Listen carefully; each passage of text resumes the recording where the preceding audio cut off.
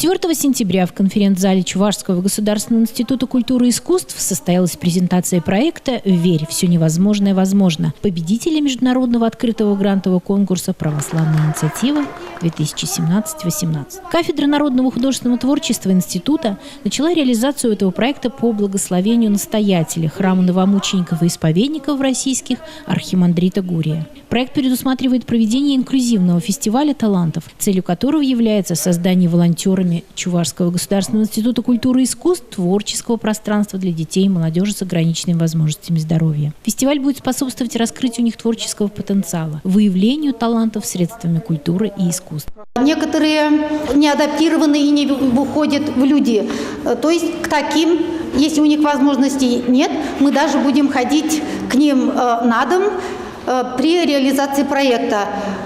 Проект предусматривает проведение мастер-классов по вокалу, по народному пению, по хореографии, по декоративно-прикладному творчеству, изобразительному искусству. Вот эти мастер-классы мы будем проводить у наших партнеров.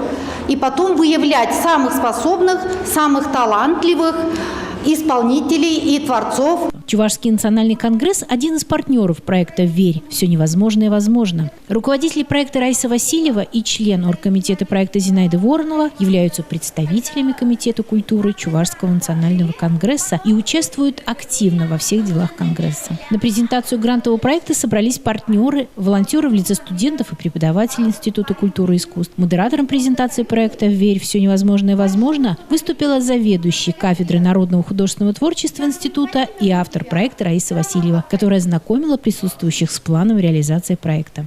По результатам реализации проекта предусмотрено создание документального фильма «Вера творит чудеса» о талантливых детях и молодежи с ограниченными возможностями здоровья. Преподаватель профиля подготовки, руководство студии кино, фото, видеотворчества, директор общества с ограниченной ответственностью «Салам», режиссер Владимир Корсаков, рассказал собравшимся о будущем документальном фильме и познакомил с творческой группой студентов, которые отлично справятся с поставленной задачей. Мы определили творческую группу, которая начинает работать по своему плану. И я думаю, студенты, они уже опыт имеют создания фильмов.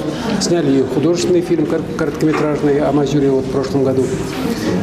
И я думаю, при поддержке нашей, взаимной поддержке, их у нас достаточно много, опытные есть среди них студенты.